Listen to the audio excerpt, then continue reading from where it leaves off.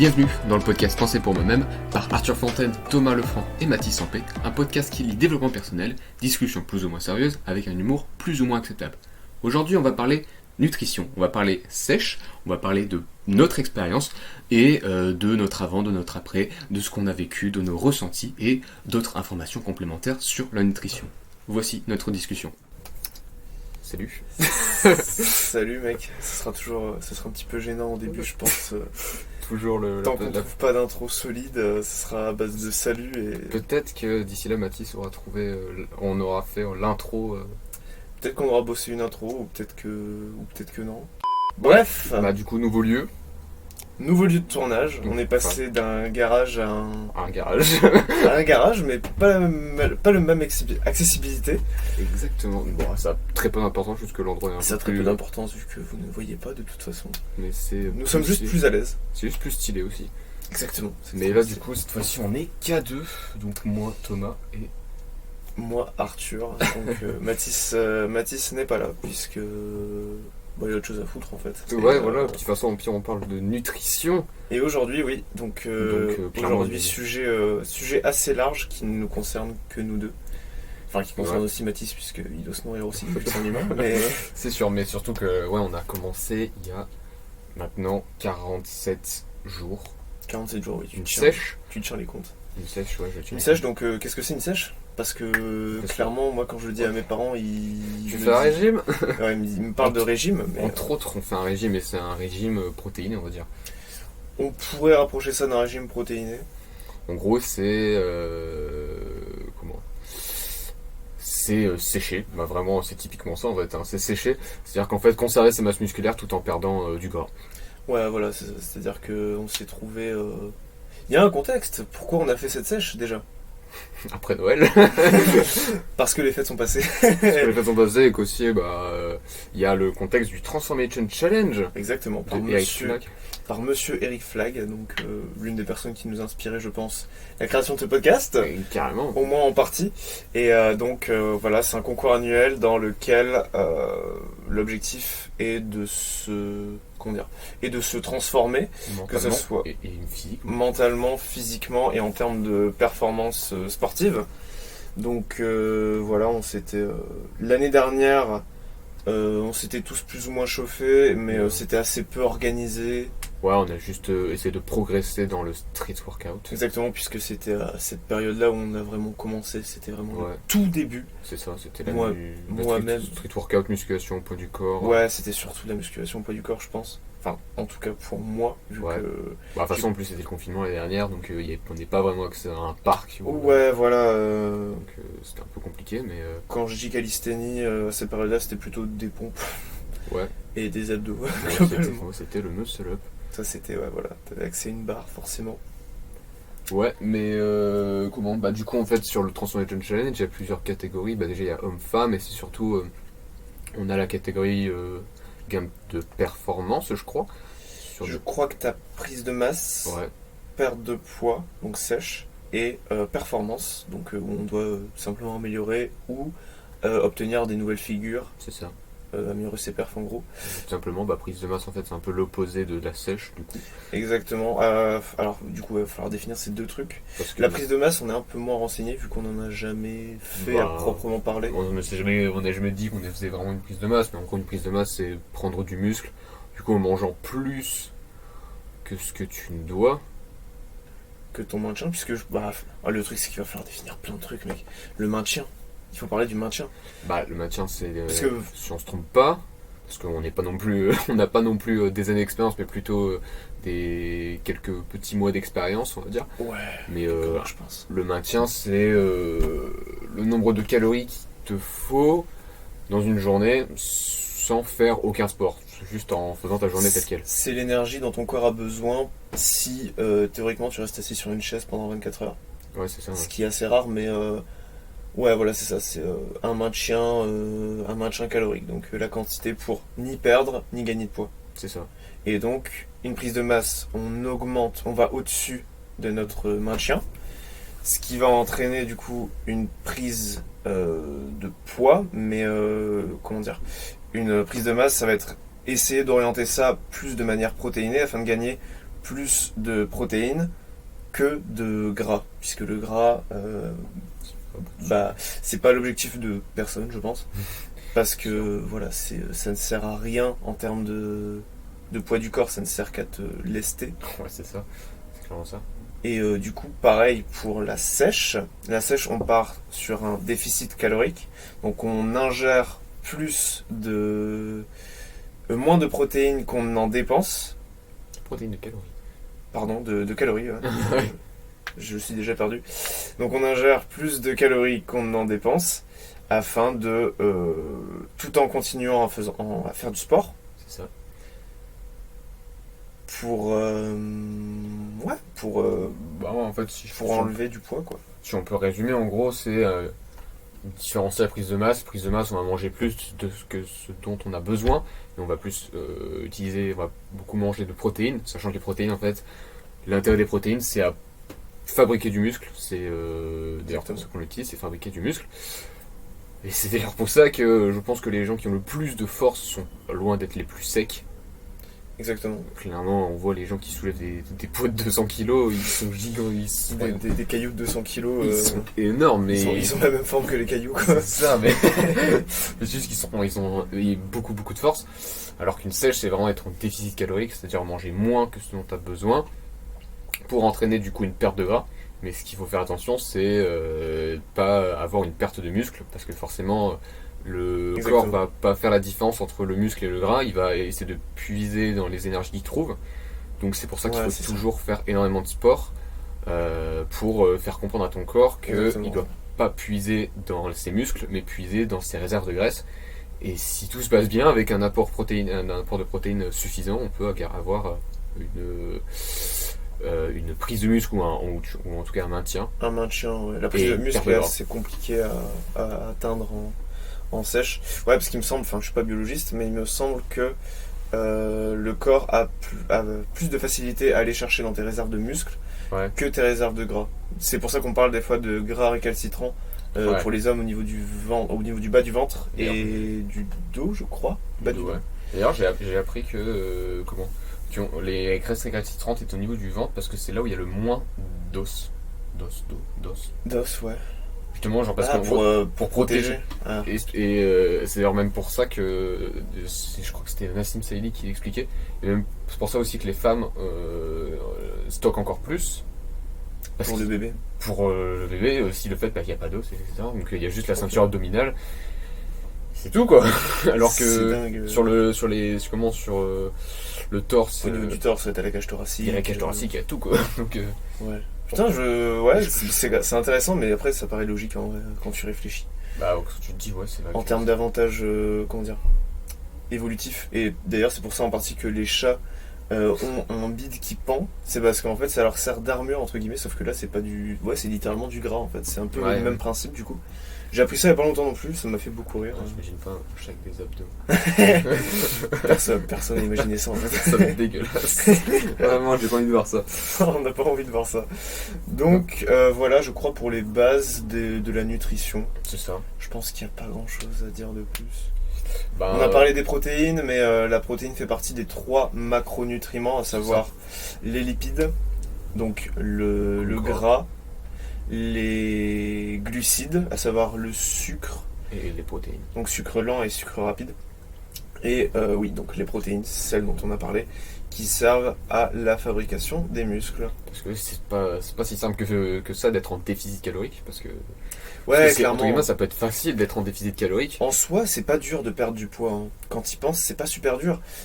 Le plus dur, c'est la répartition des macronutriments. Ça, je crois que c'est les 2 règles que j'ai le plus entendues. C'est vraiment déficit calorique et répartition des macronutriments. Exactement. Donc avec une quantité suffisante de protéines qu'on trouve dans les viandes, dans le fromage, le fameux fromage blanc. Fromage blanc, pas fromage fin. Dans beaucoup de fromages. Fromage tout court, je sais pas, mais le problème c'est que... La dernière fois, j'ai mangé du gruyère, ce qui est quand même assez gras. Et il y a quand même pas mal de protéines. Il y a ça, il y a dans les haricots blancs, dans le poisson. Poisson, pas mal, ouais. Après, t'as quoi d'autre ? Je crois que le tofu. J'ai jamais mangé ça, mais je crois que le tofu c'est assez riche en protéines. En vrai, c'est pas si difficile que ça à trouver des aliments riches en protéines. C'est aussi doser les doses, tout simplement. Doser les doses. Doser les doses. Bah en fait c'est ça, parce que à la limite tu peux prendre un énorme steak haché. Ouais. Même pas un énorme, en fait, juste un steak haché. Un steak haché, si tu prends un steak haché 20%, donc 20% de matière grasse, bah certes tu vas avoir des protéines, mais il va être bien gras ton steak, donc du coup... c'est un peu la galère, quoi. Parce que il y a un truc qu'il faut savoir, c'est que 1 gramme de glucides c'est 4 calories, 1 gramme de protéines c'est 4 calories, mais 1 gramme de lipides c'est 7 calories. Ouais. Ce qui est beaucoup plus. Donc c'est-à-dire qu'en fait, c'est pour ça que la quantité de lipides est beaucoup moins importante que les protéines et que les glucides. Parce que si tu manges 100 grammes de lipides, tu vas le sentir au niveau du compte de calories journalier. Alors que si tu peux manger 200 grammes de glucides, généralement, ça va quoi. 200 grammes de... Ouais, 200. Moi, je suis un peu plus de 200 grammes, ouais. T'es environ à 200 grammes dans ta répartition ? 220. 220 ? Putain, je suis à 180, mec.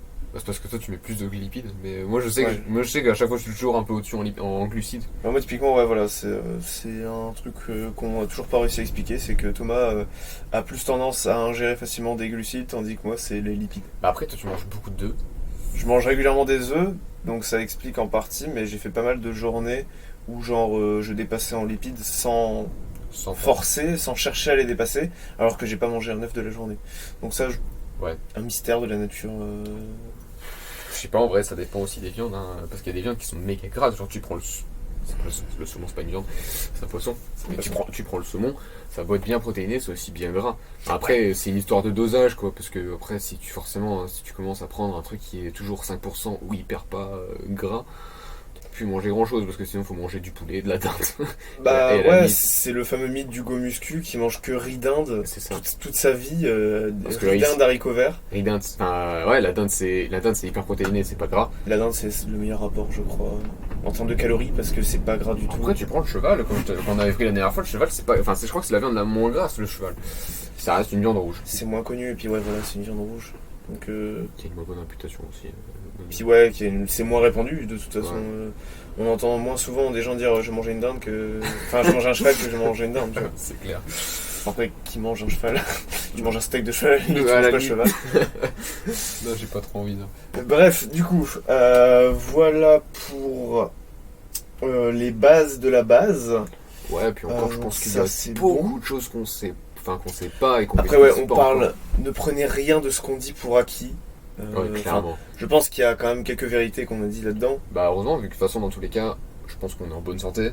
Je pense que ça fait déjà 2 mois. Bah, 2 mois qu'on a commencé. Ouais. 2 mois, ouais. Non, un mois et demi, je suis un peu trop. Ouais.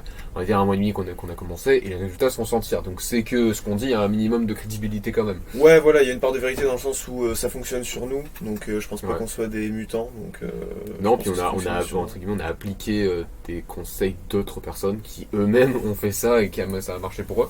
Ouais, voilà. Après voilà. Après, je pense que comment est venue l'idée, bah ça on l'a dit, Transformation Challenge. Comment est venue l'idée? Ouais, voilà, du coup, Eric Flagg qui a proposé ce truc qui est une bonne idée, je pense, pour... Bah ça met un contexte en fait, genre Ouais, ça met un objectif. Ouais, voilà, tu te dis, putain, comment il y a tout le monde qui fait ça, vas-y je me chauffe, je suis. En plus il y a un groupe Facebook, c'est cool. Ouais, c'est ça, il y a un groupe Facebook, donc on voit tous les gens faire des progrès plus ou moins conséquents, mais tout le monde, je pense, fait un progrès. Je pense que tout le monde ressort du challenge avec au moins un truc qu'il a appris, ou un résultat dont il est fier. C'est ça. Donc c'est pour ça que c'est très positif. En fait, après il y a aussi la dimension compétition, parce qu'il y a quand même des choses à gagner. Mais je pense que des prix, oui. Je pense que c'est la motivation supplémentaire. Après, il avait dit c'est une compétition surtout contre toi-même, tu vois. Ouais, c'est ça, c'est une compétition. Je pense que c'est une des bases du street workout, donc le milieu dans lequel il est beaucoup. Ouais. C'est certes se comparer aux autres, mais surtout se comparer à toi-même et chercher à te dépasser toi-même. Ouais, c'est ça. Qui est un truc qui, du coup, personnellement, inscrit en moi-même, mais pas seulement pour le street workout. Ouais. Mais c'est un... Là, on s'égare. là, je m'égare, donc on va juste... c'est ça. On va juste en parler un autre jour, peut-être. Ouais, puis du coup après on a fait beaucoup de recherches parce que clairement, je me souviens d'une époque où clairement j'entendais macronutriments, je savais même pas ce que c'était. On disait ouais, répartition des macronutriments, c'est super important. Je savais pas ce que c'était. Moi on me disait macronutriments, je disais ouais, protéines, vitamines peut-être, et j'étais perdu. Pour moi non, je savais pas du tout ce que c'était. Mais ouais, du coup. Merci YouTube. On a eu cette idée à quelle période à peu près? Décembre, peut-être. Je dirais peut-être un petit peu avant quand même. Peut-être un petit peu avant, parce que je sais que j'avais eu le truc, je te l'avais proposé, et après on s'était chauffé, et après j'ai proposé à ma mère. Ta mère a accepté. Ma mère qui a accepté de faire le Transformation Challenge. Et ça, je trouve ça très très beau. Qui continue encore aujourd'hui. Bon, c'est bizarre, on est que deux hein, à avoir fait ça. Ouais, forcément, du coup, on a proposé dans notre groupe d'amis. Déjà, tout le monde ne fait pas de sport de manière régulière. Notamment Quentin, il s'était lancé la déterre, mais il n'est pas allé jusqu'au bout de... Quentin s'était lancé la déterre, mais pour des motifs de couple, il s'était lancé plus tôt. Ouais. Et pour finir, il a avorté le projet. Enfin, je sais pas. Je sais pas trop ce qui s'est passé. Ouais, je sais pas trop comment il a géré ça. Il a fait un peu. Et Quentin, si tu nous écoutes, mec, t'as fait de la merde. Je sais pas ce qui t'est arrivé. Faut y aller. En vrai, au moins, là, en vrai, je pense que s'il avait fait une sèche, il aurait eu des résultats de ouf. Il aurait eu des résultats de bâtard. Mec, t'as une génétique d'enculé. En vrai, franchement, il aurait fait. Il aurait pu le gagner, je pense, s'il s'était mis aussi sérieusement que nous. En vrai, ouais. Même Gaba, il aurait pu le faire Gaba, il aurait pu faire prise de poids, ouais. Prise de masse, mais lui, il aurait vraiment dû se gaver parce que c'est ouf comment son métabolisme, il est rapide. Ouais, c'est vrai. Parce qu'il y a ça qui joue aussi. Hein, Ouais, pour le coup, après, ça dépend. Ouais, ça, on n'en a pas parlé, mais est-ce qu'on en parle? Ectomorphe, mésomorphe? Parce que pour le coup, ça, je suis pas trop renseigné. Non. Mais en gros, il y a des différents métabolismes, c'est-à-dire que selon la personne, elle va facilement prendre du poids, facilement gérer le poids. Elle va facilement stocker, il y en a qui vont facilement justement rien stocker. Rien stocker, dépenser très vite. Il y a des gens qui peuvent manger n'importe quoi et qui peuvent ne rien... ne pas prendre de poids. Ne pas prendre de poids, et là dans ce cas-là, il faut vraiment se gaver de bouffe. Enfin, vraiment, il faut se forcer à manger. Enfin, c'est comme vous avez fait Elio. Hein. Ouais, c'est ça. Après Elio, qui avait fait une prise de masse, il se force à manger et c'est devenu... Il en parle d'ailleurs, on peut faire une pub pour son podcast, je ne vois pas en quelle manière ça sera utile, mais je pense pas. Le podcast du grand monsieur Elio Avila Munoz qui justement a fait l'expérience Fit to Fat. C'est ça. Dans laquelle il explique qu'il stagne avec sa forme physique depuis maintenant quelques années et qui, tant qu'il est jeune, il veut voir jusqu'où son corps peut aller en termes de capacité physique. Et donc il s'est engagé dans la fameuse prise de masse. Et l'expérience n'est pas encore finie. Le dernier épisode doit bientôt sortir. Ah, là, il a fini. Maintenant, il faut juste son épisode doit sortir. Il faut juste qu'il le sorte, ouais. C'est ça. Ouais, et après, il va se forcer à manger. Donc ouais, la prise de masse, c'est pas forcément beaucoup plus agréable dans le sens où... Tu dis, ouais, tu peux manger ce que tu veux. On se dit certes, mais... Mais là où il est allé, à mon avis, il doit juste forcer à manger tout le temps. Et ton estomac, il doit jamais être tranquille. Ouais, c'est ça, c'est que... il explique, après nous, c'est pas notre place vu qu'on n'a jamais fait de vraie prise de masse, mais il explique qu'il y a des gros désavantages par rapport au fait que ton système digestif est tout le temps en action c'est l'un des... C'est l'un de tes systèmes qui pompe le plus d'énergie, donc en gros il était tout le temps fatigué, il dormait mal, il passait sa vie aux chiottes, à cause de la... Quand il mangeait très très gras, il l'a expliqué, manger très très gras ça provoque une acidification du sang, ce qui a fait que niveau articulaire, il y a un coude qui a lâché. Donc il pouvait plus faire de mouvement de poussée. C'est ouf. Donc voilà, la prise de masse me paraît quand même, sur certains aspects, un petit peu dangereuse, mais comme la sèche, on va en parler tout de suite d'ailleurs. Parce qu'on est déjà à 20 minutes. Ouais, c'est beaucoup trop. Nous, comment on a fonctionné techniquement? Qu'est-ce qu'on a fait? En gros, déjà, on fait ce qu'on appelle le jeûne intermittent. Bon, ça fait quand même hormis la sèche, ça fait super longtemps qu'on fait le jeûne intermittent. Ça, pour le coup, c'est plus un mode de vie qu'un... Ouais, c'est ça, mais c'est vraiment c'est une habitude à part la chose qu'on fait depuis, moi perso, pratiquement 1 an et demi et toi 1 an. Moi 1 an, j'ai commencé au confinement, tout simplement. En gros, le jeûne intermittent, c'est comme son nom l'indique, en gros, c'est un jeûne journalier, enfin par intermittence en fait. Exactement, par intermittence. Donc en gros, c'est jeûner pendant une certaine durée, avoir une certaine plage d'horaire où on va jeûner et une plage d'horaire où on va manger. Exactement. Donc, ça peut être 16 heures de jeûne et 8 heures une plage de 8 heures pour se nourrir. Ça peut être beaucoup plus, comme ça peut être 14 heures. Je crois que le minimum, c'est 14 heures et ça peut aller jusqu'à 18-20 heures. Après 20 heures, je pense que ça doit être vraiment une catégorie de niche, dans le sens où je sais pas, c'est genre des gens qui taffent, qui font des gardes de nuit, tu vois, genre qui enchaînent 2 boulots, mais honnêtement 20 heures de jeûne. En fait, 20 heures de jeûne ça va, mais c'est juste que tu dois vraiment juste manger toutes tes calories en 4 heures. Il faut se gaver en 4 heures, quoi. Donc, pour le coup, j'aimerais bien essayer un jour. Mais c'est vraiment genre, je pense que tu dois déjà te faire 2 repas en 4 heures. Et c'est quand même chelou. Enfin, c'est quand même comme mode de vie. C'est un mode de vie à prendre, mec. Parce que déjà, en société, c'est quand même un peu plus compliqué que nous. Alors, socialement, c'est compliqué, mais pour résumer rapidement, on va pas s'éterniser dessus, mais le jeûne intermittent, voilà, du coup, moi perso et Thomas aussi, on saute le repas du matin, donc le petit-déj. Pourquoi le petit-déj ? Parce que socialement c'est le plus intéressant, vu que le matin tout le monde est plus ou moins séparé et affairé. Je sais qu'il y a des gens qui font ça le soir, mais le soir c'est quand même plus compliqué. Mais le soir, voilà, socialement c'est compliqué dans le sens où c'est le repas du soir, c'est souper, c'est le moment où toute la famille se retrouve. Donc voilà, nous perso on le fait le matin parce que ça nous donne un gain d'énergie, vu que forcément notre système digestif n'est pas actif avec l'habitude, et du coup ça nous donne un gain d'énergie. Donc ce gain d'énergie entraîne un gain de concentration, et comme on en a parlé dans les épisodes précédents, on taffe le matin quasiment exclusivement. Donc c'est le plan parfait en fait. Ouais, tout se goupille, littéralement. C'est que voilà, notre matinée pue la merde. Jusqu'au bout. Mais comme on a dit, en vrai, c'est... Moi je préfère comme ça, clairement. Moi je suis super content de cette routine, hein. Pour le coup, je kiffe en fait. Bah ouais, c'est ça. Après, clairement, le jeûne intermittent, ça implique aucune calorie, donc c'est eau, café, à la limite des boissons zéro. Boissons zéro. Si vraiment, au début, les personnes sont pas habituées, on peut consommer quelques calories, style un jus de citron, style un légume, genre tu manges une carotte. Voilà, légumes, puis après, il y a aussi les techniques de repousser un tout petit peu à chaque fois ton petit déj jusque de 9h, puis 10h, puis 11h, puis arriver à midi, après c'est fini, quoi. Ouais, c'est ça. Mais c'est une période d'adaptation, après au début, forcément, on a faim.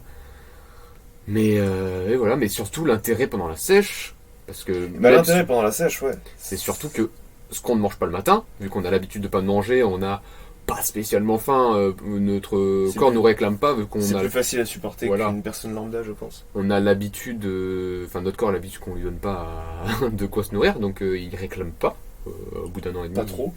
Au bout d'un moment, il commence à réclamer. Mais surtout pendant la sèche, ce qui est intéressant, c'est que du coup, ce qu'on ne mange pas le matin, on peut le manger pendant nos repas. Ce qui fait que, nos repas sont plus conséquents. C'est ça. Parce que là, du coup, on passe de...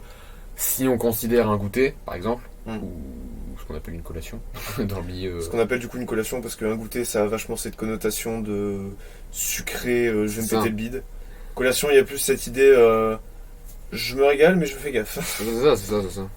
Et du coup, on passe forcément de 4 à 3 repas à tout de suite 2. Donc forcément, ouais, c'est ça. Même si on mange quelques petits trucs entre les deux, de temps en temps, on va dire. Mais on va dire que c'est quand même plus intéressant d'avoir 2 gros repas où tu te fais bien plaisir que d'avoir 4 repas. Après, ça dépend. Les gens, parfois, il y a des gens qui préfèrent manger plus de fois dans la journée parce qu'ils vont pas spécialement supporter manger une énorme quantité d'un coup. Exactement, c'est beaucoup de gens qui pratiquent la musculation, de ce que je sais, enfin la musculation en salle. C'est faire plein de petits repas dans la journée, très protéinés, et pour un avantage que j'ai oublié. Je crois qu'il y a un avantage hypothétique qui n'est même pas confirmé. Non, qui n'est même pas confirmé en fait. Je crois que il y a aussi une idée derrière le fait de faire 6 repas par jour, ce qui est quand même énorme. Bon, après c'est extrême, 6... On ne sait pas. Ouais, je sais qu'il y a des gens il y a beaucoup de gens qui l'ont fait, surtout avant, dans le passé, parce qu'avant il n'y avait pas internet, il n'y avait pas tout ça. Ouais, c'est ça. Ou beaucoup moins répandu. Et en fait, je crois que c'était pour maintenir une perpétuelle digestion. Ouais. Qui augmente ton taux d'insuline ou une connerie de ce genre. Et qui favoriserait en fait le brûlage des graisses. Mais après, là, on va pas trop s'avancer là-dessus, parce qu'on avance sur un terrain un peu inconnu. Ah oui, ouais, c'est ça. On n'est pas du tout renseigné, mais je crois que c'est un rapport avec la lipolyse, donc le fait que... Ouais, pour le coup, je saurais pas du tout l'expliquer. C'est pas clair dans ma tête, donc on va s'abstenir. C'est ça. Donc voilà, donc nous on fait le jeûne intermittent et après on calcule nos calories, on fait quelque chose de très lourd au quotidien, on va dire, c'est-à-dire qu'on compte nos calories. Ouais, je pense que c'est le truc qui me dérange le plus dans la sèche, c'est devoir tout compter, devoir tout regarder les étiquettes de chaque produit. Et si ce produit n'a pas d'étiquette, rechercher sur l'application. Et le peser. Et évidemment le peser, puisqu'il faut savoir quelle quantité on mange pour savoir quelle quantité de macronutriments et de calories en général on ingère. C'est ça. Alors on sait qu'il y a des gens qui ne le font pas, il y a des gens qui se débrouillent bien. Après je sais qu'il y a aussi beaucoup de gens qui l'ont fait pendant quelques années et qui maintenant savent très bien ce qu'ils mettent dans leur assiette. Et ça typiquement Eric Flagg, il l'explique. C'est-à-dire qu'au début il pesait tout comme nous on le fait, de manière très stricte, au gramme près. Ouais. Et avec le temps, il connaît les quantités, il sait ce dont il a besoin pour tel ou tel c'est trop bien parce que objectif. Là, après tout ce temps, je commence à dire. Je suis un sniper. Hein. Ouais, il y a telle quantité, il y a tel truc, tu sais à peu près combien il y a, mais. Ouais, c'est ça. Mais bon. Typiquement, ce midi, j'ai ouvert mon frigo, j'ai vu un Tupperware avec du riz, j'ai dit il reste 150 grammes, mec, il restait 145 grammes. Oh, c'est beau. Donc, comme quoi, avec seulement un mois et demi. On a quand même quelques bases solides en nutrition, c'est-à-dire que on va savoir que tel aliment est très protéiné mais très gras. Comment dire ? Savoir que ça, c'est peut-être pas si fou, enfin si bien réputé que ça ne l'est. Enfin que la réputation n'est pas à la hauteur de l'aliment, etc. Ouais, il y a beaucoup de choses qui rentrent en jeu. Donc il y a un côté pratique, il y a un côt cool, il y a un côté didactique, c'est-à-dire qu'on apprend. De toute façon, après, je trouve ça cool, on apprend quand même pas mal de trucs. Ce qui est cool, en fait, là, il y avait aussi un intérêt derrière la sèche, c'était aussi d'apprendre à cuisiner, ça c'est franchement... Apprendre à cuisiner. Franchement, moi, j'ai fait des progrès de ouf, un peu partout, j'ai appris à faire plein de repas, plein de petits plats, pas forcément hyper compliqués, hein, ça se limite... ça, je suis pas reparti sur des repas de malade. Ah non, mais c'était cool.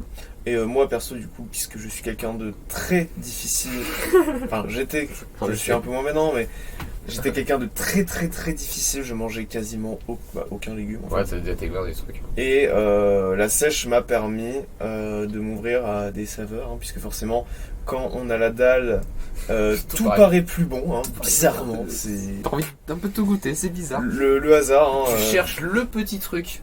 La petite saveur, l'aliment qui te remplira un maximum le bide pour un minimum de calories. C'est exactement ça. Et l'aliment qui correspond le plus à cette description, c'est les légumes. Bah c'est clair, tu peux manger. Enfin, je pense que tu peux manger autant de légumes que tu veux. Je pense que si tu te nourrissais exclusivement que de légumes, tu peux pas atteindre les 2000 calories, je pense, en une journée. Bah bon courage, hein, parce que c'est compliqué. De toute façon, si tu nourris que de légumes, tu deviens un légume. c'est clairement ça, parce que t'as pas beaucoup de glucides, t'as aucune protéine. Il y a rien dans les légumes, quoi. Bah après, il y a rien, mais c'est riche en termes de vitamines et de micronutriments. C'est trop cool parce que ouais, c'est riche en vitamines, ça blinde de goût, ça agrémente tes plats, ça remplit tes plats, c'est trop bien. Moi, j'adore les légumes. Donc voilà pourquoi. L'un des aspects dont je suis assez fier de cette sèche, c'est que moi je me suis ouvert à plein de saveurs et oui pareil j'ai appris à cuisiner, j'ai commencé à me bouger le cul, à m'ôter de certains préjugés parce que typiquement le poulet je faisais toujours ça à la poêle avec du beurre, donc avec de la sauce, etc., donc très très gras, et je me disais à la vapeur ça va être forcément dégueulasse, il va y avoir forcément aucun goût. Ouais. Et pour avoir essayé, pas du tout. Ça a autant de goût, voire plus, puisque ça baigne dans un jus. Donc jamais essayé, ouais. Voilà, ça m'a ôté de certains préjugés, typiquement celui-là. Poulet pour le coup, j'ai fait poulet curry, poulet soja, poulet au four. Poulet quoi. Ah bon, de toute façon tu peux faire tellement de cuissons, et je suis sûr qu'il y en a, on n'a même pas fait un quart de toutes les cuissons possibles. Ah non, clairement mec. Même le poulet en salade, c'est trop bon. Poulet en salade, poulet en tout, mec. Poulet, c'est la vie. Ouais, je suis bien d'accord. Sans le poulet, on n'aurait pas pu faire de sèche. Non, c'est ça. Donc. Et voilà, puis après, on rentre tout dans une application qui s'appelle Yazio. Au début, on a commencé avec MyFitnessPal, je tiens à préciser. Ouais, puis après, on s'est tourné un peu vers Yazio. Puis après, Thomas a découvert Yazio, et Yazio est très très très pratique. C'est vraiment super cool. On a les 4 types de repas, donc petit déjeuner, collation, enfin goûter, snack, ils appellent ça. Ils appellent ça en Ah, toi snack? Moi c'est en anglais, donc c'est snack. Moi c'est en cas. Et le souper, donc le soir, dîner. Le souper chez au Moyen-Âge, mec. Tu vois Godefroy de Montmirail. Ça, chanter. Donc on a les 4 catégories de repas. On voit quand on a une barre de recherche pour chercher les aliments. On a un QR code, enfin un scanner de QR code. Et de code barre. On peut faire ses propres aliments, donc l'application est vraiment super complète. C'est ça, et en fait on a vraiment un compteur de calories. C'est-à-dire qu'en fait on voit sur tel repas on a mangé telle calorie, telle quantité de protéines, glucides et lipides. Et sur la journée on a un compte final. Après, c'est à nous de... Après, il y a l'application, par exemple, qui peut calculer tes besoins en fonction de ton poids, ta taille, mais c'est... Yasio l'a proposé, ça fonctionne pas.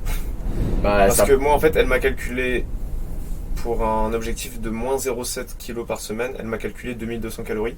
Or, 2200 calories, c'est mon main de chien, donc... Ouais, non, et après, je pense qu'elle prend pas... Enfin, par exemple, le calculateur d'Eric, prend en compte la masse de graisseuse, tout ça, donc... Le calculateur d'Eric Flag est beaucoup plus complet et beaucoup plus sensé selon moi. C'est ça. Puis après, c'est pas sponsor, on aurait bien aimé, mais c'est pas sponsor. Mais perso, je pense, moi j'ai plutôt fait. Au début, je faisais vraiment calculer par Yasio, etc. Et puis au final, j'ai commencé à mettre un nombre de calories. C'est-à-dire là, j'ai fait 2200, puis 2000, puis 1950, puis 1900. On parle de calories là, évidemment. Et ça a très bien marché. Et puis après, en termes de répartition des macronutriments, en fait, c'est nous, on sait qu'on a besoin de entre 1,8 et 2,3 grammes de protéines par kilo de poids de corps. C'est un peu par kilo de masse sèche. Ouais, en plus, ouais. Par kilo de masse sèche, donc c'est compliqué, mais en gros, c'est la masse sèche, c'est ton poids sans le gras. Oh, c'est ça. Donc os plus muscle, tout simplement, plus organe, tant qu'à faire. Donc voilà, moi je suis bien haut en termes de ça. Et après, je pense que, moi j'ai entendu dire par exemple de Nassim Saïli qui disait que quand ta répartition de protéines est bien et nickel, les glucides et les lipides après c'est à gérer, c'est un peu moins important. Après moi je sais que je vais toujours mettre un peu plus de glucides parce que je sais que j'atteins jamais ma limite de lipides. Ouais. Donc je mets naturellement plus de glucides. Après les glucides c'est bien parce que ça te donne de l'énergie finalement, c'est le but. Hein. Les glucides c'est celui qui est le moins le moins important je dirais, puisque d'après Eric Flag, mais je me base pas mal sur lui, puisque c'est quelqu'un qui a l'air solide en termes de physique déjà, et en termes de connaissances, vu que il est assez bien renseigné quoi, c'est son taf de toute façon. Et donc ouais voilà, la glucide serait le macronutriment le moins important. Les lipides c'est important surtout pour... qu'en fait, je sais plus pourquoi, les lipides. C'est important pourquoi? Moi je ne saurais pas dire les lipides. Je sais que si t'en as pas assez, il y a un truc qui va pas bien dans ton corps, mais je sais plus ce que c'est. Ouais, je sais qu'il y a un taux à pas descendre. De toute façon, les glucides c'est pour l'énergie. Les glucides c'est l'énergie pure hein, globalement. C'est l'énergie pure. Après, les lipides, c'est le sucre en fait. À mon avis, il vaut mieux quand même plus de glucides. Surtout en sèche, parce qu'en sèche, forcément on est en déficit calorique. Donc ouais, parce qu'il va falloir, on divague, on est très long. Mais qu'est-ce que ça a comme conséquence la sèche? Parce qu'on parle quand même d'un régime sans modifier nos habitudes, aucune. Si ce n'est alimentaire. Si ce n'est même à monter le taux de sport en plus. Parce qu'effectivement on est en déficit calorique et donc forcément ton corps va puiser dans tes réserves. Qu'elles soient musculaires ou adipeuses. Voilà, malheureusement musculaire. Et malheureusement, il a plus tendance à piocher dans les réserves de muscles, donc le glycogène, qui est le sucre stocké dans les muscles pour sa croissance et pour son énergie pure, tout simplement.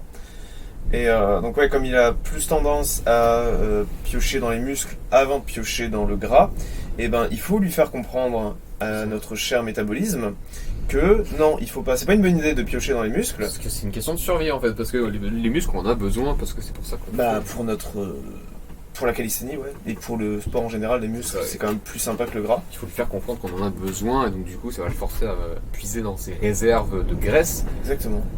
Et comment on lui fait comprendre? En faisant un maximum de répétitions. Et encore, faut surtout taper dans la force, c'est-à-dire des répétitions lourdes. Ouais, voilà, des répétitions, mais pas n'importe lesquelles. il faut privilégier visiblement le lesté, donc avec plus de poids que son poids de corps. C'est ça. Plutôt que l'endurance, donc faire un maximum de répétitions. C'est ça. Typiquement, au lieu de faire un maximum de pompes, on va préférer faire un maximum de pompes lesté. Donc c'est-à-dire avec la plupart du temps en fait on utilise un élastique qui va en fait créer un élastique de résistance. Enfin, ça va voilà, une bande de résistance. Voilà, c'est ça. Du coup les pompes vont devenir beaucoup plus difficiles et ce qui va permettre de maintenir cette masse musculaire. Voilà. Et forcément tout ça demande de l'énergie. Donc au quotidien c'est quand même un manque d'énergie. Qu'on ressent pas tout le temps. Typiquement, pour parler de mon cas, au début de la sèche, je l'ai pas du tout ressenti. Non plus. Ça m'a fait ni chaud ni froid.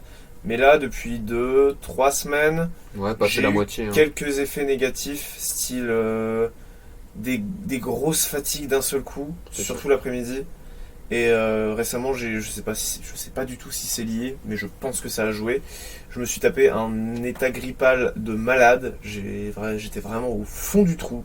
Genre, les articulations en miettes, pas d'énergie, mauvaise humeur. Parce que mauvaise humeur, ça pour le coup, c'est un truc qui m'est arrivé pas mal aussi à cause de la sèche. T'as faim. Et là, voilà, n'importe qui a faim n'est pas de la meilleure humeur possible. C'est ça. Donc, voilà, un peu tendance à envoyer chier tout le monde quand j'ai pas eu ma bouffe. Donc typiquement avant un repas. Ouais, c'est dur. Les heures où je suis le plus sournois, c'est de midi à 13h, juste avant que je mange. Même le soir, c'était... Même le soir avant de manger, des fois. Si la journée a été longue, ça peut être très difficile de rester agréable avec ses proches. Mais c'est une conséquence, c'est pas quelque chose de pas normal, c'est vraiment normal en fait, c'est juste... Pour le coup, ça nous a pas surpris parce qu'on était renseignés. Ouais. Et après, c'est quelque chose que je me suis tué à répéter à ma mère, c'est que certes, je fais ça, certes, on a des effets négatifs, mais je le savais. Je l'ai fait en connaissance de cause, je savais que ça allait potentiellement m'arriver. Puis c'est normal en fait, c'est juste logique. Et c'est pas grave. Ouais, c'est ça, parce que juste ton corps a besoin d'énergie et que tu lui en fournis pas assez, donc à un moment... T'as beau lui mentir, t'as beau lui faire croire que tout va bien, à un moment il se dit, il te fait des signaux pour que tu comprennes qu'il faudrait peut-être commencer à manger parce que... La métaphore de l'enfant à qui tu caches un truc et au bout d'un moment il se rend compte et petit à petit son comportement va plus coller à tes attentes. Et encore après, nous ça fait qu'un mois et demi, il y a des gens qui font des sèches pendant beaucoup plus de temps. Alors ok, ouais, mais sur ça t'es aussi un peu plus habitué. Non, parce qu'en gros, les sèches longues, le déficit calorique va être moins élevé. Donc c'est moins agressif, donc c'est beaucoup plus supportable. Je pense que si on avait fait un déficit de, je sais pas, sur 6 mois, enfin je sais pas, par exemple, des longues sèches, c'est quoi, 4, 5, 6 mois? Je pense que t'es sur un 4, 5, 6 mois, des très longues sèches. Mais dans ce cas, c'est un déficit à 10, 15%, je pense, pas plus. Et après, nous, typiquement, on est sur un truc à 25% pour les moments où on était le plus bas. C'est ça. Parce que, en fait, c'est la conséquence. Hein. C'est-à-dire que plus tu avances dans la sèche, plus tu perds du poids. Exact. Plus tu commences à perdre du poids, plus ta masse graisseuse commence à diminuer, plus ta maintenance va peu à peu diminuer en conséquence. Donc, si tu maintiens un déficit calorique... Si on maintient un déficit calorique à 25%, à la fin on se retrouve à 1650 calories, un truc comme ça. Ouais, c'est ça en fait. C'est-à-dire qu'en fait, faut adapter son déficit calorique avec sa perte de poids. C'est-à-dire que plus on avance dans la sèche, plus on perd de poids, plus sa maintenance diminue et plus il faut adapter son déficit calorique en conséquence. Et c'est d'ailleurs ce qu'on a fait, même si on a commencé à descendre, mais tu le sens rapidement quand même. Hein. Le truc c'est qu'on s'est dit pendant la première semaine, moi parce que j'ai fait un faux départ à ma sèche, c'est-à-dire que j'avais un déficit à 2200 calories alors que depuis le début j'aurais dû me trouver à grand maximum 1950, donc il y a quand même 250 calories de différence à peu près, j'ai pas calculé, 250 à peu près. Donc quand je m'en suis rendu compte, j'avais beau avoir eu des résultats, je savais que j'allais dans la mauvaise direction, donc j'ai ajusté, mais je sais plus où je voulais en venir avec ça. Le fait qu'on doit adapter son déficit calorique. Ouais, c'est ça. On s'est vite rendu compte qu'on n'allait pas descendre à aussi peu de calories qu'on avait prévu. Et perso, là où je suis à 1850 calories par jour. Et toi? Là, j'ai fait un truc un peu particulier, c'est-à-dire que j'étais à 1900 depuis longtemps, 1900 calories. Et j'ai commencé à vraiment perdre beaucoup.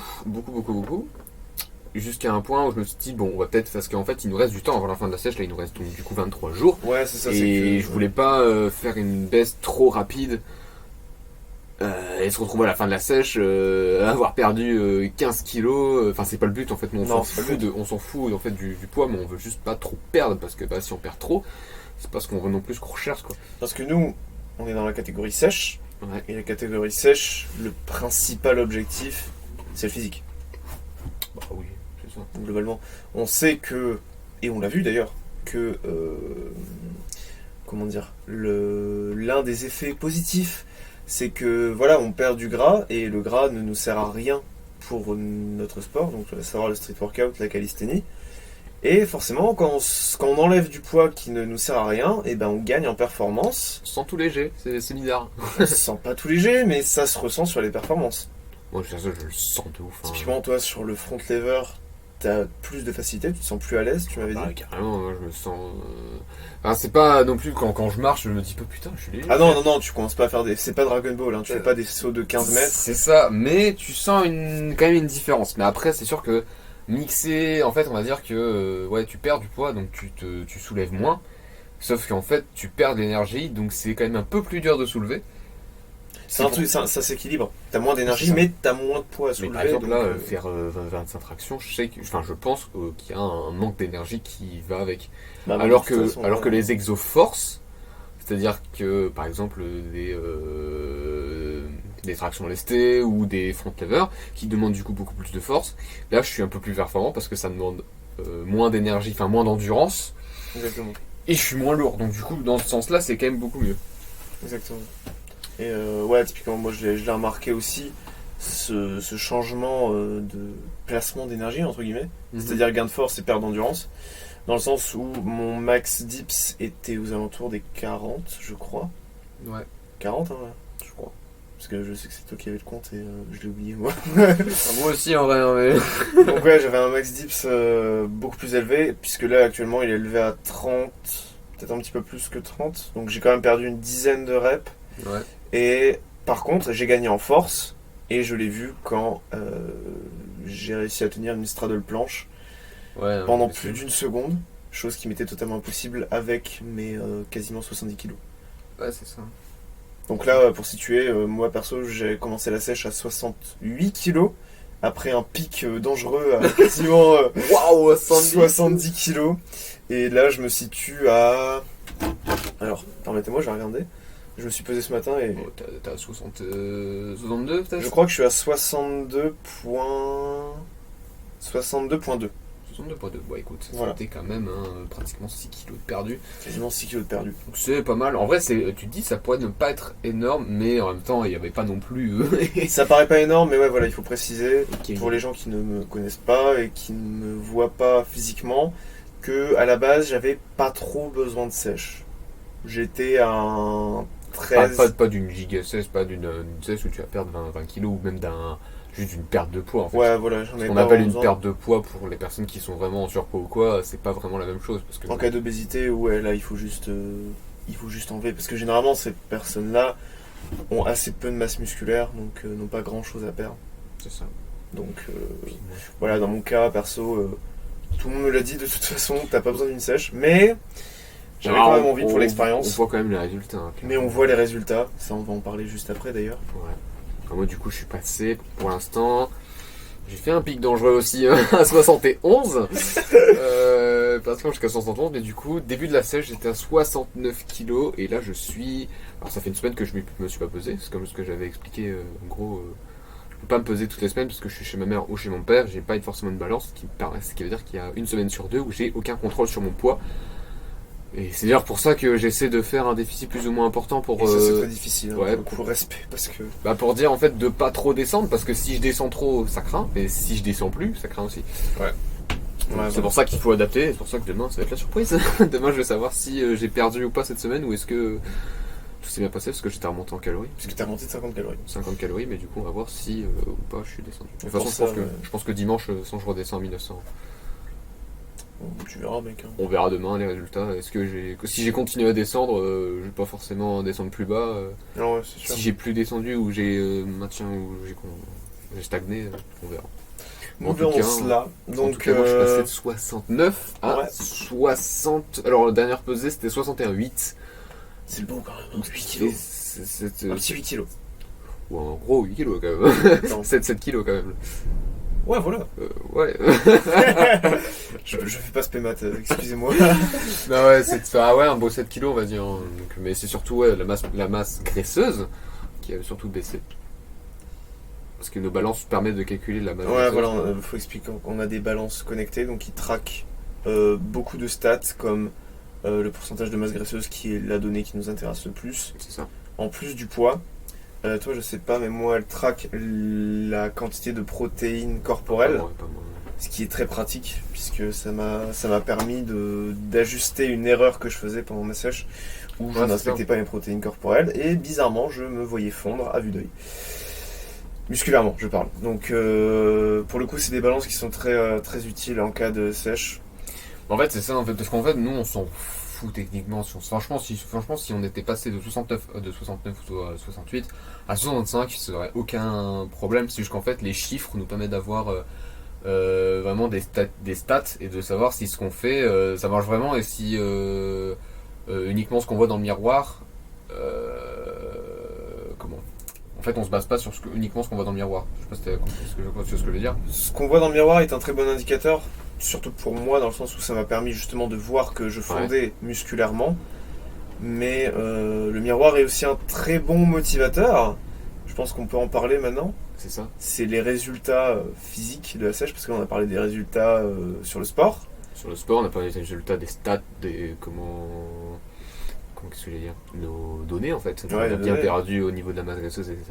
Data. Ouais, voilà. C'est assez cool en vrai, hein, parce qu'au moins on voit vraiment que c'est cohérent entre ce qu'on voit dans le miroir et ce qu'on a mesuré. Ouais, voilà, c'est pour ça qu'on se permet quand même de faire un podcast là-dessus, parce que déjà il y a assez peu de personnes qui vont l'écouter, je pense. C'est ça. Et ensuite, parce que on est assez confiant sur nos méthodes. Ça paraît un petit peu prétentieux de dire ça, mais parfaite, loin de là. Non, on a fait beaucoup d'erreurs, mais voilà, c'est notre première. C'est ça qui est cool, hein. Moi, on a appris plein de trucs, on a appris plein de choses. Ouais. Et en tout cas, dans le miroir, ça s'est vu. Hein. Clairement, moi, j'ai pas. Enfin, quand on voit les photos avant-après, on voit vraiment la transfo. On voit vraiment qu'il y a de la graisse en moins partout, en fait. Bah ouais, voilà, typiquement, c'est l'objectif. C'est que et c'est même pas fini. Il reste encore 3 semaines presque. C'est là que le mot sèche prend tout son sens, parce que voilà, on perd du gras, donc en termes de définition musculaire, c'est beaucoup plus propre, c'est beaucoup plus marqué, et c'est beaucoup plus du coup esthétique, puisque on fait de la calisthénie, et calisthénie c'est composé du mot kalos et ténos, et l'un des deux veut dire beauté, je sais plus lequel. Voilà, c'est à moitié stylé du coup. J'ai raté mon explication stylée, mais voilà, le côté esthétique est quand même assez important. Enfin, on peut choisir qu'ils sont importants ou pas, mais de toute façon, c'est agréable. Franchement, là, je me dis qu'aujourd'hui, si je devais refaire une sèche, ce serait uniquement pour, uniquement, du coup non, ce serait déjà pour l'aspect esthétique, parce que c'est cool.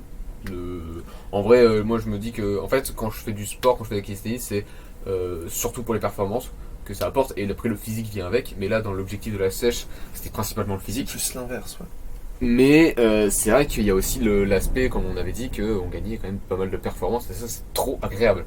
Clairement. Moi ce serait un critère pour une prochaine sèche, ce serait vraiment le truc de dire putain, on se sent léger quoi, et j'ai envie de garder ce poids là en fait. Hein. Bah ouais, c'est sûr, mais est-ce qu'on va réussir à le maintenir? Non, ça on l'expliquera à la fin. D'ailleurs, est-ce que je peux me permettre de te proposer de finir la partie 1 de cet épisode, parce que je pense qu'on a encore beaucoup de choses à dire. Tu crois qu'on a beaucoup de choses à dire? Mec, quand même. Il reste pas mal de trucs. Wow. Ah, ça dépend, si les gens sont motivés à écouter.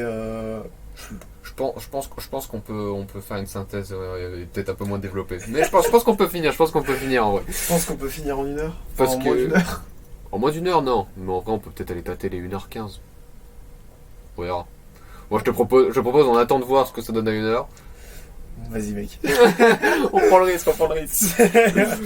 Désolé si ça te paraît super long, bon de toute façon tu auras le bouton pause. Je pense que... Ouais c'est ça, mais de toute façon je pense que personne n'écoute un podcast d'une traite, hein. C'est très trash. Oui bien sûr, mais c'est quand même plus joli d'avoir partie 1 et partie 2 je pense. Ah, mais après je suis d'accord, en vrai si la partie 2 fait 15 minutes c'est dégueulasse. C'est ça. Donc, donc le résultat je pense que c'est... Adelante, résultat physique. On pourra partager peut-être les résultats finaux, parce que là on n'est pas encore arrivé à la fin, il en reste 3 semaines. Au moment où on tourne, on est au jour 47. Ouais, donc là on est au jour 47 sur 70. Et donc le jour 70, qui correspond au 14 juin 2021, on pourra... Enfin de toute façon, on va envoyer le dossier de fin au Transformation Challenge. Exact. Donc à Eric, on va lui envoyer. À Monsieur Eric Flag. C'est ça. Et on pourra éventuellement montrer les résultats... de avant-après, de toute façon c'est sous forme de vidéo qu'on a fait ça. Ouais, c'est ça, c'est une vidéo avant et après où genre on se montre sous plus ou moins tous les angles. C'est ça. Et pour la vidéo après, il s'agira surtout de flexer. Ah bah ouais, attends. Flexer un maximum puisque je pense qu'on sera assez fiers. Donc perso en termes de physique, à la toute fin de ma sèche, enfin au tout début du coup, au premier jour de ma sèche, je voyais encore mes abdos, mais clairement en termes de définition musculaire, j'avais beaucoup perdu. Il y a un autre aspect aussi, c'est que je n'entraînais pas les jambes avant la sèche. Donc là, on va dire qu'au jour 47, j'ai pris beaucoup plus de définition musculaire. Je revois mes abdos et un petit peu plus. Je perds encore un petit peu plus le gras du bas du ventre. Ouais. J'ai perdu au niveau du visage. Ouais, parce que ça, clairement, c'était le truc qui me dérangeait le plus, c'est que je ressemblais à une boule. C'est insupportable. Encore, moi, je vois même pas la différence, parce qu'on se voit relativement souvent. Donc, ouais, normal. Moi, je le vois au niveau des photos, mec. Ouais, peut-être aussi, ouais. Au niveau des photos, je le vois beaucoup. Et le fait d'entraîner ses jambes, bizarrement, j'ai pris des jambes. Voilà. J'ai pris... j'ai pas énorme, mais je prends quand même. Et de toute façon, il faut entraîner les jambes. Parce que sinon, ça peut entraîner des problèmes de dos, etc. Donc voilà pour mes résultats. Bah moi même au début, en fait, je sais pas trop quoi dire parce que c'était surtout au niveau du ventre, au niveau des poignées d'amour comme on dit, et un peu partout. Hein, donc j'ai juste perdu de manière globale. Enfin je voyais pas mes abdos à l'époque et je pense pas les voir énormément plus aujourd'hui. Parce que... Permets-moi de mettre une objection aussi quand même. Bah après le truc c'est que je pense que la génétique du fait que tu sais j'ai les côtes qui ressortent, t'as une cage thoracique capricieuse mais qui ressortent, je ne sais pas pourquoi, font que si je ne contracte pas ils sont ou que je ne suis pas tu sais les bras tendus ou quoi, c'est un peu plus difficile de les voir. Mais après franchement si c'est que ça, si je peux pas améliorer ça, tant pis quoi, de toute façon c'est la génétique, tu peux rien faire. Exactement, c'est tant pis. Moi je suis content parce que clairement ça se voit, ça se voit de partout mec. Je le vois de ouf. Typiquement tes handstands, tu l'avais dit au niveau des côtes, on voit tes côtes. Ouais c'est ça. Chose qu'on ne voyait plus avant si tu dis pas de conneries. On les voyait mais on les voit quand même beaucoup plus. Ouais, voilà. Je crois que tes côtes t'es obligé de voir en fait. Enfin par un certain niveau mais... On s'est compris ouais. Mais ouais voilà on se comprend. Donc voilà, je pense pour les résultats à ce stade de la sèche. Il y a les résultats aussi qui comportent, on va dire, mentalement. Parce qu'on est passé de gros sacs. L'évolution mentale, donc ça, ouais, nouveau point très important parce que... On a moins faim, déjà. On a moins faim, ça c'est une conséquence. Mais on est quand même passé de aucune limite. Et moi perso, je me forçais un petit peu à manger. Genre, j'avais pas faim, mais je me disais, bon, gourmandise. Un truc. Bah voilà, typiquement gourmandise en fait. Juste, j'ai plus faim, mais j'ai encore envie de manger parce que j'adore le goût. Donc, je suis passé de ça à non. Ah non. Un non pur et dur parce que clairement je me régale pendant la sèche, hein, je l'ai déjà dit plus tôt, mais tu peux moins te permettre de manger entre les repas, de manger telle chose, de manger... On est strict. Voilà, c'est ça, en fait, tu dois te priver de certaines choses. En fait, il y a des choses qu'on peut manger clairement à l'infini, type des fruits, des trucs comme ça. Certains fruits, pas tous. Pas tous. Typiquement les fruits rouges, voilà, petit conseil... Si vous êtes là au bout de 53 minutes d'enregistrement, bravo. Donc petit conseil, les fruits rouges, c'est pas du tout calorique et c'est juste trop bon. Donc, alors que les bananes, pourtant, tu manges une, c'est 100 calories.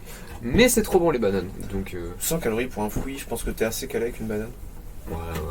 ça remplit bien le ventre. Un petit truc à manger, voilà, si t'as un creux, littéralement. Mais ouais, on est passé plutôt d'avoir toujours envie de manger et dès qu'on a faim, on va servir quoi. Ouais, c'est ça. Ne plus spécialement avoir faim, et même quand on a faim, on se dit j'ai juste envie de manger, j'ai pas spécialement faim. Ouais, ça nous a permis de nous rendre compte, de réussir à mettre le doigt, à distinguer faim et gourmandise. Ouais, c'est ça. Et ça, pour le coup, c'est assez cool. Parce que souvent, à la fin, en passager, souvent c'est quand tu te fais chier aussi. Hein. Quand t'as faim, c'est un moyen de combler un ennui, c'est un moyen de... D'avoir une stimulation, parce que ton corps, il veut quoi? Ton corps, il veut sécréter de la dopamine. Et la dopamine, quand on sécrète pas en faisant du sport, en faisant des jeux vidéo, tu peux la sécréter en ayant une activité, tu la sécrètes super facilement en juste bouffant du sucre ou du sel. Et tu sais que le sucre et le sel, c'est hyper addictif. Le sucre est considéré... C'est pas pour rien qu'on peut la considérer comme une drogue. Hein. Selon certains, c'est considéré comme une drogue, et d'après moi, ça en est une aussi. Dans le sens où du sucre, maintenant, on a dans absolument tous les aliments transformés. C'est ça. Donc c'est pas pour rien qu'il est là. Et voilà, donc mentalement, c'est pas toujours facile, dans le sens où on se prive. On doit calculer tout le temps. On doit tout calculer, donc à force, ça peut être lourd, clairement. On a eu la chance de faire la majorité de la sèche hors cours. Ouais. C'est-à-dire que le premier mois, le tout début, le premier mois de la sèche, on l'a fait pendant que les lycées étaient fermés, quand le gouvernement s'est enfin décidé à... On a vraiment fait juste 2 jours.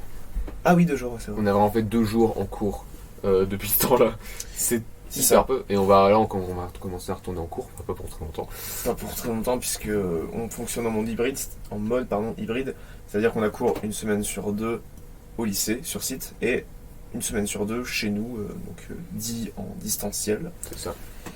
Ce qui fait que on est chez nous, donc d'un côté c'est plus facile à gérer, c'est-à-dire qu'on n'a pas besoin de faire nos gamelles, de tout compter à l'avance, prévoir, etc. Prévoir les repas de la semaine, etc. Mais en même temps, la tentation est beaucoup plus là vu qu'on est à portée de tout. Mais voilà, le double tranchant, c'est que le côté négatif, c'est qu'on est chez nous, on taffe que le matin, donc l'après-midi on a champ libre. Et on est chez nous, on a toutes les tentations.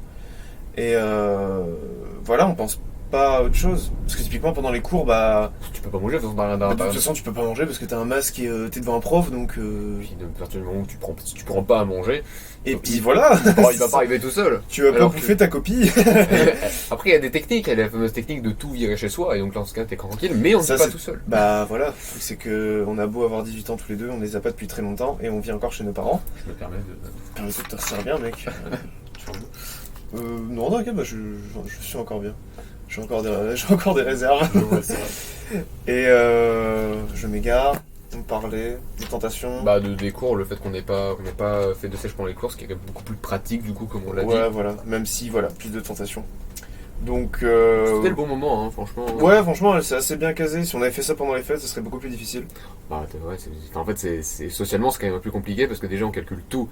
Ouais, il y a l'aspect social qui est chiant. Super chiant. Puis on a besoin d'aliments et on ne peut pas manger d'autres aliments. Donc quand t'es invité chez quelqu'un, c'est une galère.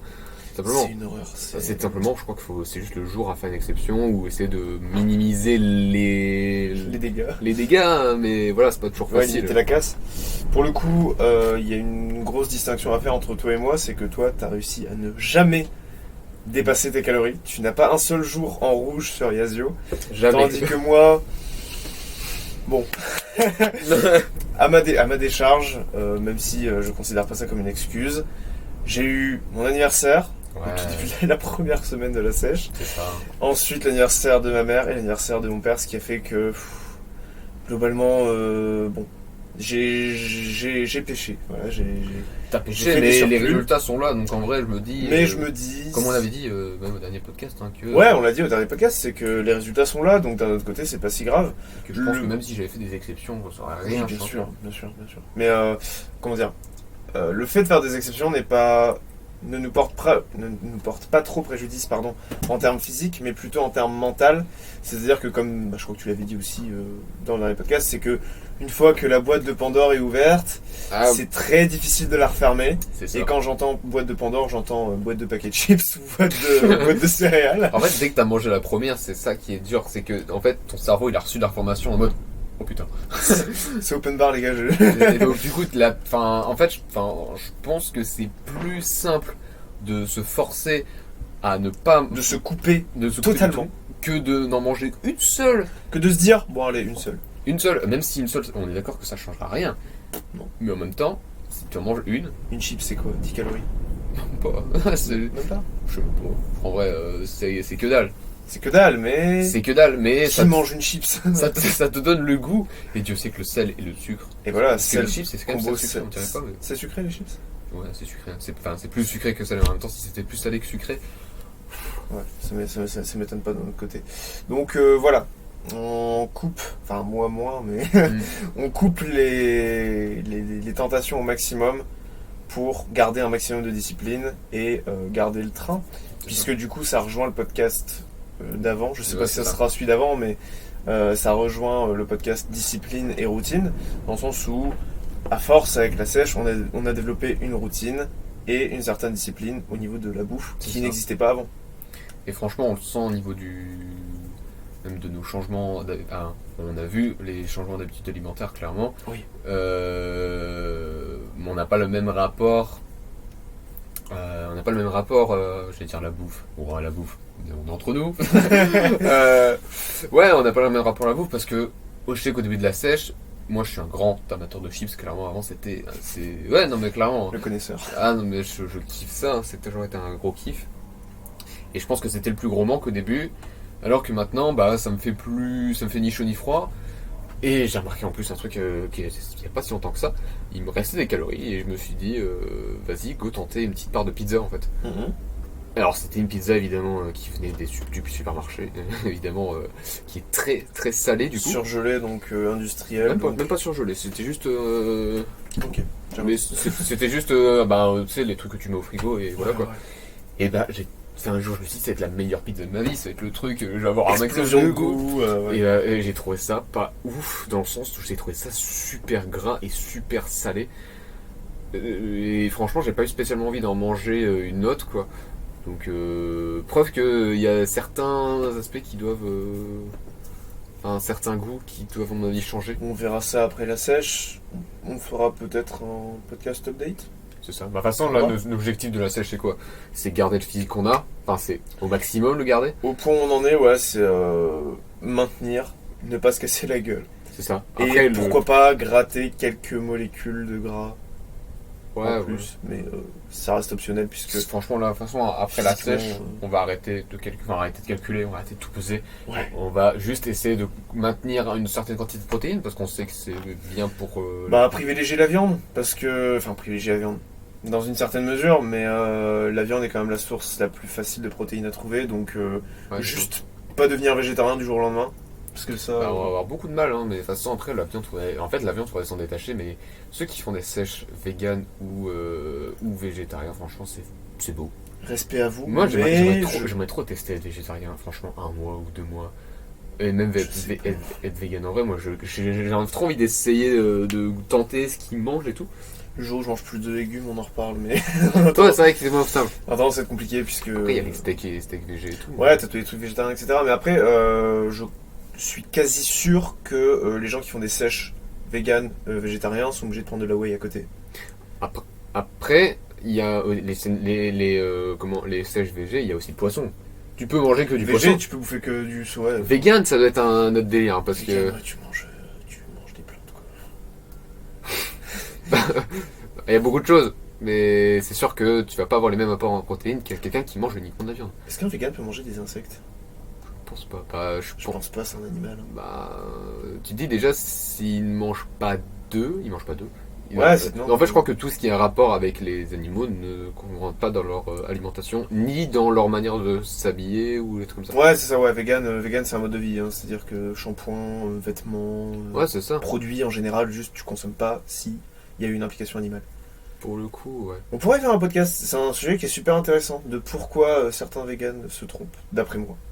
Pourquoi certains se trompent? Bah, c'est un débat, mais bon, là, si on commence à ça. Non, bien sûr, on va pas en parler ici. Pas galère. 1 heure, hein, on y est. Mais je pense que là, on a bientôt fini parce que. Non, il nous reste plus grand chose. Hein. Parce que là, tout ce que je pense que. Enfin, pour continuer sur la suite de la sèche, ça va être vraiment garder son poids, garder le physique qu'on a maintenant au maximum, sachant qu'on va plus faire attention. Et qu'on va s'autoriser de, par exemple, chose qu'on n'a pas fait depuis très longtemps, c'est-à-dire aller dans des fast-food. Mais je pense que l'idée, enfin perso, je pense que ce que je vais essayer de faire, c'est que d'essayer de la semaine ou que dès qu'on peut en fait, essayer d'avoir une alimentation saine comme aujourd'hui, sans forcément calculer, mais essayer d'avoir un maximum, de pas céder à la gourmandise et de partir dès la fin de la sèche, en manger tout et n'importe quoi parce que c'est le pire moyen pour tout reprendre. Ouais, clairement. Et que je sais pas si c'est possible, mais je crains quand même un effet yo-yo, c'est-à-dire reprendre max de gras. Je pense que pour limiter un maximum, il faut essayer de garder la même alimentation. Ouais, clairement. Après reprendre, parce que là si on reste en déficit calorique, bah ça sert à rien en fait, on reste en sèche sans juste calculer en fait. Juste sans calculer, ouais. Mais là le but ce serait surtout de faire des exceptions quand l'occasion se présente et pas dès qu'on en a envie. C'est ce que je veux dire quoi. Pour citer, encore une fois pour citer Elio, Elio Viamonios, c'est-à-dire que lui il fait ça, c'est-à-dire que la semaine il dit se comporter comme un méga nazi en termes de nutrition, donc il fait super attention, il mange très équilibré et assez peu je crois, mais pendant le week-end il mange ce qu'il veut. Ouais, il se pète le bide. Ouais. C'est un mode de vie, je pense que. Ouais. En fait, c'est le fameux cheat meal ou cheat day. Ouais, c'est ça. Ouais, tu te fais plaisir sur 1 jour ou 2 jours dans la semaine, et franchement, ça c'est ce que j'aimerais garder un peu après. C'est l'idéal, hein, mais est-ce qu'on va se le maintenir? Voilà, après, je pense qu'au bout d'un moment, quand l'été sera passé, surtout quand on va rentrer dans la période hivernale où on va vouloir, je pense, reprendre de la graisse. Ah ouais, tôt ou tard le corps tu le reprends. On va le reprendre. De toute façon, garder son corps en sèche toute l'année. On a vu à quel point c'était contraignant, pas difficile, mais contraignant. Et puis c'est pas notre objectif, quoi. Enfin, perso, c'était bien pour 2 mois pour l'objectif. Bah pour l'été, ouais, pour avoir le summer body, il faut le dire, à un moment, notre objectif c'était aussi esthétique, donc... C'est ça, mais je pense que je ferai pas ça tous les ans, tu vois. Ah non, clairement. Non, une sèche annuelle, non, je vais... Sachant que, ouais, après, il y aura les études et tout, donc on aura autre chose à faire. Surtout que, ouais, à partir de la rentrée, on pourra commencer à nous ramener en cours avec notre balance. Moi, je veux juste profiter et voilà, me gagner en perf, et je suis content d'avoir fait aujourd'hui, parce que, bah, c'était d'ailleurs le meilleur moment, parce qu'on n'a pas eu cours. On avait clairement pas de meilleure fenêtre, je pense. Puis on a bien progressé sur plein de trucs, et c'est le principal. Et voilà, ouais. Pour le coup, bilan de la sèche... Je regrette pas du tout de l'avoir fait, ça m'a appris plein de trucs, ça m'a fait goûter plein d'autres trucs. Ça m'a fait gagner des perfs, ça m'a fait gagner du physique. Voilà. Même si le physique, du coup, c'est l'aspect qui est un peu éphémère, étant donné que je vais pas le garder toute ma vie. Non, c'est ça. Mais voilà, bilan très positif pour moi. Growth. Ouais, growth. Les deux accents immondes. Still learning. Ouais, voilà, c'est ça. C'est comme le dirait une expérience, pour le coup. On a appris des trucs.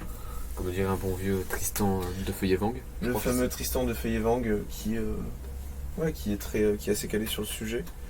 On n'a pas parlé parce qu'on a des bullet points, des petits points sur lesquels on avait dit qu'on allait s'attarder.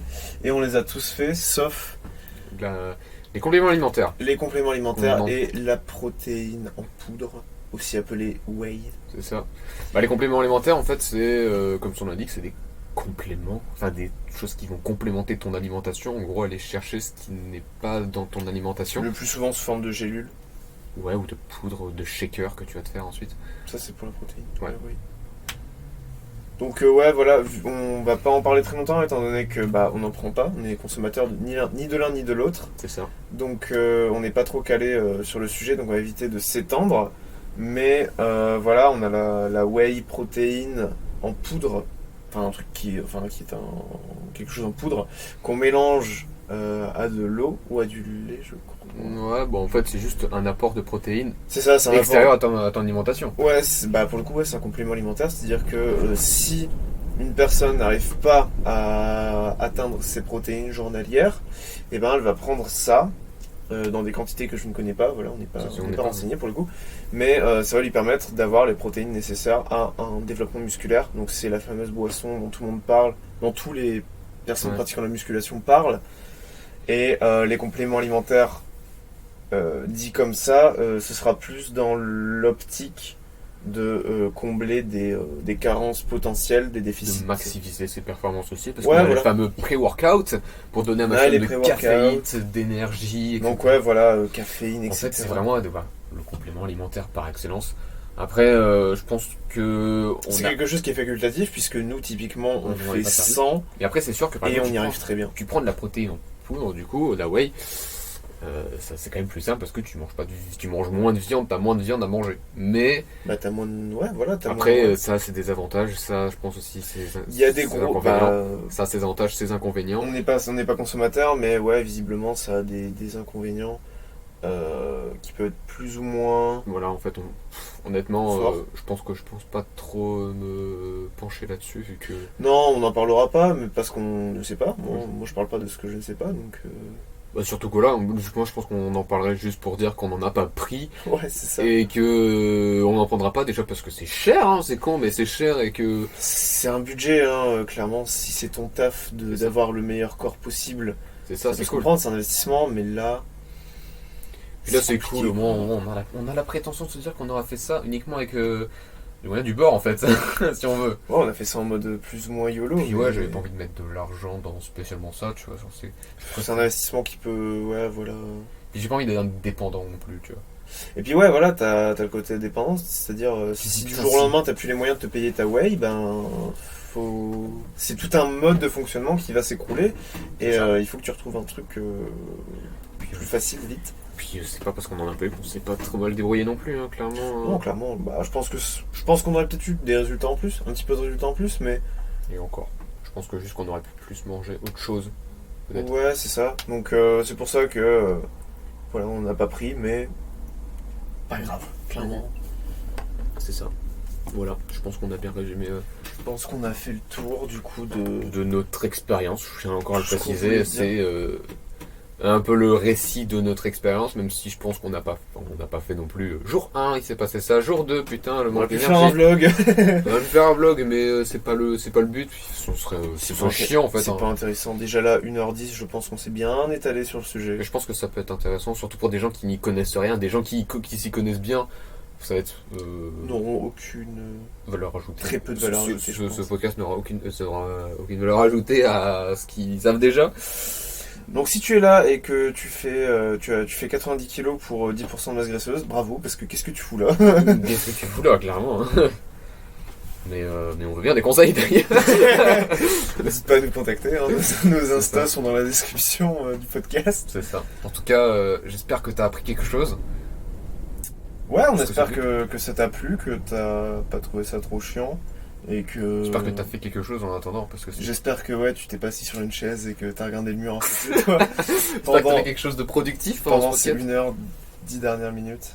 Ouais, c'est ça. Enfin, je pense que tu l'as écouté en diverses parties, dans plusieurs parties. Je pense aussi. Sauf si tu avais vraiment beaucoup de rangement à faire chez toi.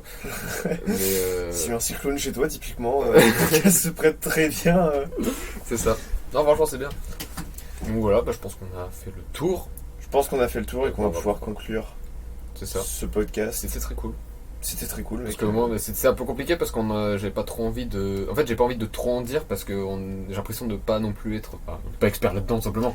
Non, c'est sûr que on va éviter de trop s'étaler, de commencer à dire des choses dont on n'est pas sûr. C'est ça, on se base vraiment sur nos ressentis, nos expériences, nos résultats. Exactement. Donc ne prenez rien de ce qu'il y a à l'intérieur de ce podcast pour acquis.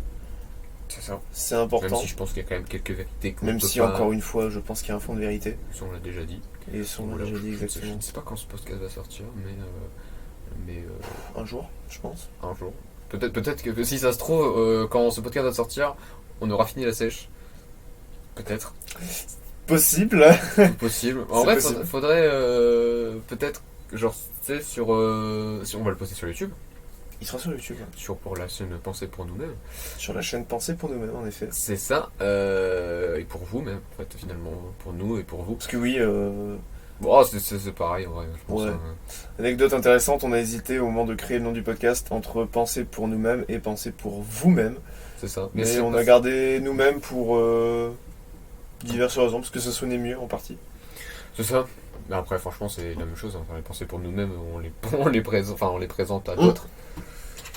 Mais voilà, mais je pense qu'on pourra faire, tu sais, parce que sur Spotify et Deezer, je pense pas qu'on puisse le faire. Mais genre peut-être mettre dans la description du podcast, de ce podcast-ci, sur YouTube, mettre les vidéos de transformation, de nos transformations, en répertorié. Ouais, ça peut être, ça peut être cool, tiens. Comme ça, on pourra, enfin, comme ça met une image sur ce qu'on a fait, tu vois. Ouais, ça met, c'est ça illustre nos propos finalement. Genre vraiment le avant-après, parce que si on met que le après, on va dire que c'est bien, mais. Bah ouais, c'est cool. C'est ça, on va mettre, par la Mathis du coup. Donc voilà, on espère que au moment où vous écoutez ça, si vous regardez la description, il y a 4 liens qui s'affichent du coup. Et puis si c'est pas le cas, il faudra revenir du coup le 14 juin ou un peu plus tard dans la semaine. 14 juin qui est donc la fin du challenge, qui sonne la fin du challenge. Ouais, pour nous. C'est ça. Puisqu'il s'arrête le 20, mais on fait le 14 pour des motifs d'études. Ouais, c'est ça. Clairement, c'est ça. Donc voilà, je ne sais pas qu'est-ce que ce sera le prochain sujet du podcast, ni quand ce sera, mais... Bah, tout dépend de quand il sortira, ce podcast. C'est ça. Mais dans les cartons, qu'est-ce qu'on a? Parce que là, du coup, vous avez vu la présentation. Vous avez vu l'épisode 0, donc la présentation de... Vous avez vu du coup l'épisode 1 qui était du coup décomposé en 2 parties, avec notre cher Mathis qui n'est pas présent aujourd'hui. Notre cher Mathis qui n'est pas ici présent. Mais ouais, voilà, vous avez vu la présentation de nous 3, vous avez vu le podcast en 2 parties sur... Discipline et routine. C'est ça. Et donc là, routine et discipline, exactement. Routine et discipline. Et donc là, ce sera nutrition et sèche ou peut-être un autre nom, je sais pas trop comment on va... Bon, on sait pas encore, voilà, ça prouve qu'on est un petit peu en freestyle, c'est qu'on ne sait pas encore comment il va s'appeler. Mais c'est trop bien, ouais, c'est trop bien. Mais ça me plaît beaucoup. Et voilà, le prochain épisode, je sais pas sur quoi ça sera, et ce sera sur un sujet, à mon avis, différent, parce que je pense pas que... Sauf si on fait soit le truc sauf si on fait un jour un autre épisode ou une autre expérience en termes de nutrition, peut-être. Pourquoi pas. En tout cas, la prise de masse, mec. En tout cas, je pense que c'est pas le dernier récit. Je ne pense pas que ce soit le dernier podcast, non. Sur ce, on vous souhaite une bonne fin de journée, une bonne fin d'après-midi. Ou une bonne journée si tu bonne soirée. Si tu commences ta journée maintenant. Si t'es matinal. Voilà. Prends une douche froide, c'est important. Et puis ouais, voilà. On te souhaite une bonne fin de journée et à plus. Régale-toi bien. J'espère que notre discussion t'aura inspiré ou t'aura fait réfléchir. Tu peux nous laisser ton avis sur la chaîne YouTube Penser pour nous-mêmes. Si tu as une question, un conseil ou encore un thème que tu voudrais qu'on aborde ou aborder avec nous, tu peux trouver nos liens en description. En résumé, prends soin de toi, prends des douches froides et à la prochaine.